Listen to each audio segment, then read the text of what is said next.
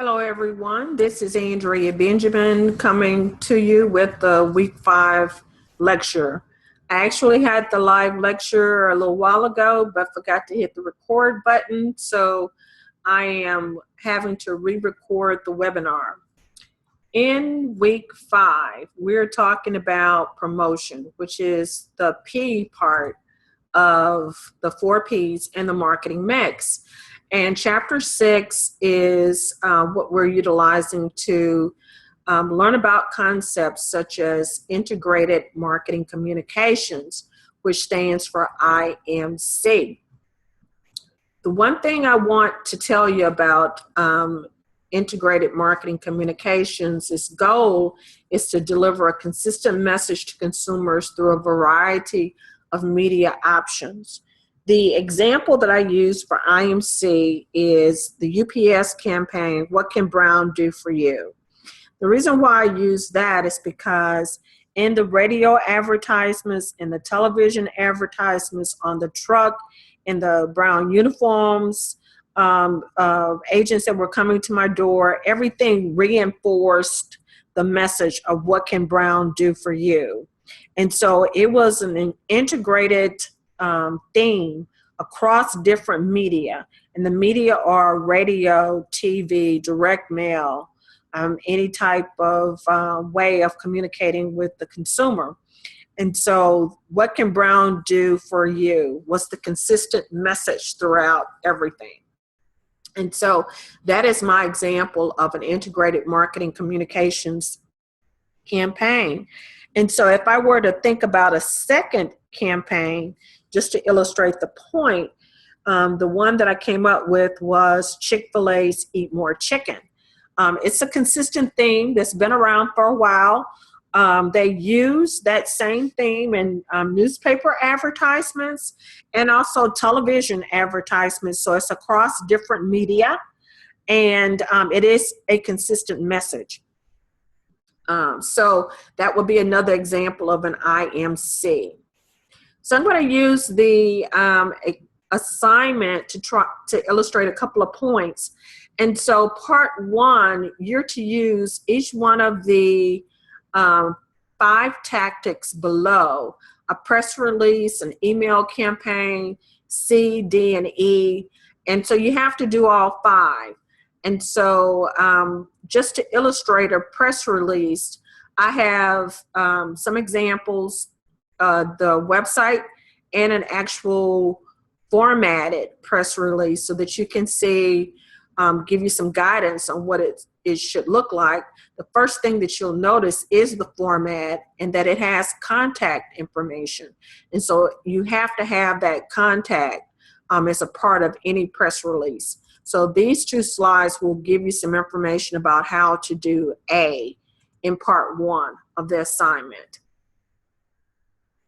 So you can use any type of PowerPoint or any type of media or software tools that you want to use to illustrate each of those 5 areas. You want to be as descriptive as possible and show as much as you can.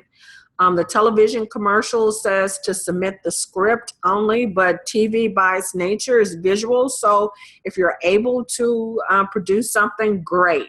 The more the better. So this is the opportunity to both write and be creative at the same time. Next, it says that the primary goal of the campaign is to introduce your new offering to the target audience, and the secondary goal is to compare consumers to try your offering. And so in the book, they tell you if your audience is kids, mom, and home, the examples they gave were, here your objective is to increase awareness, then here are some of the messages that you can use.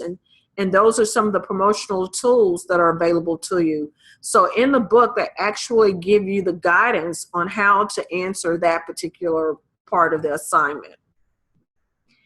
So using a minimum of 2 scholarly sources in part 2, complete a 4 to 5 page paper.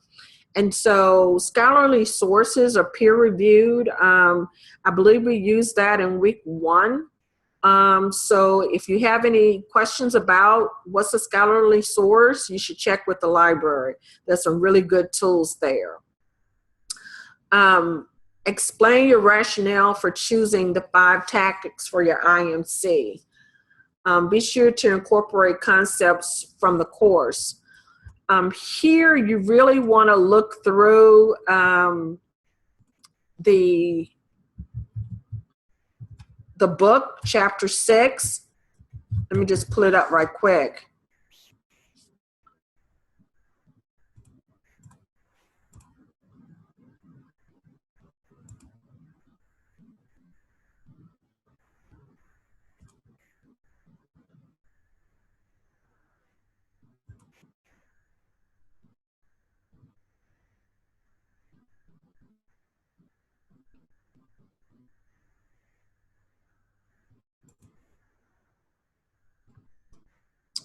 For example,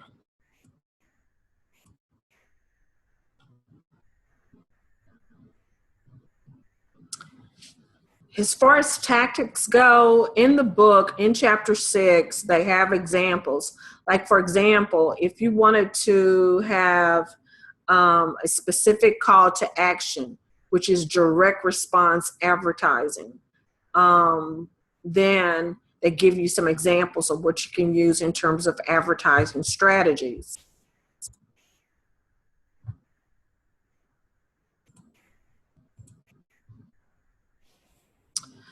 Explain how your promotional strategies will address the diversity of your customer base.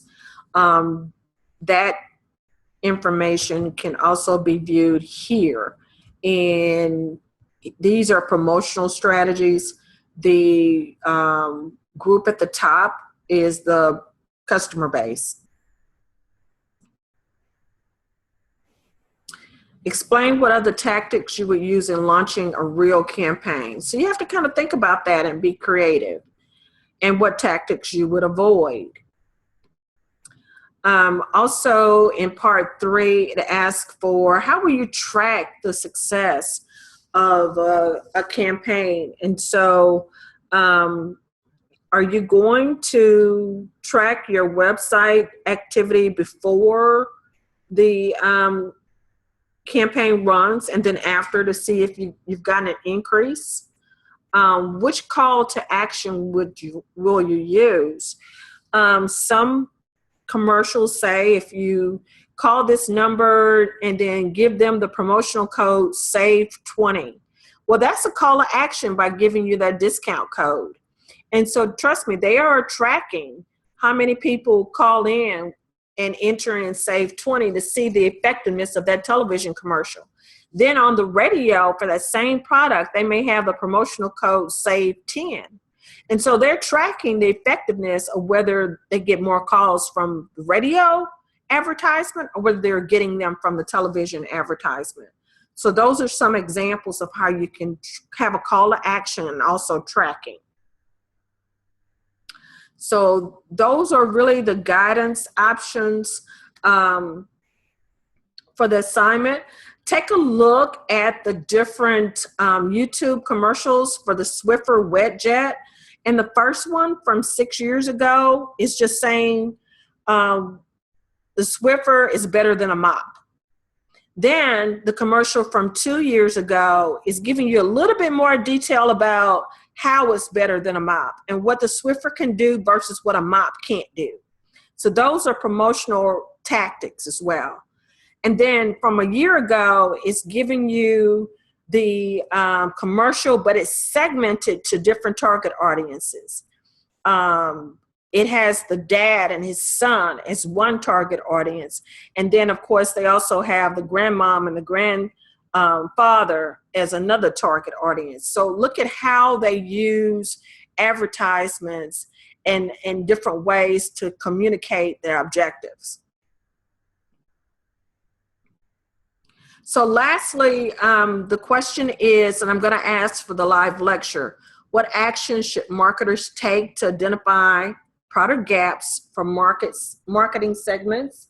And the answer is they should brainstorm different usage situations. That is the answer. brainstorm different usage situations. So that's the end of the webinar. See you in class.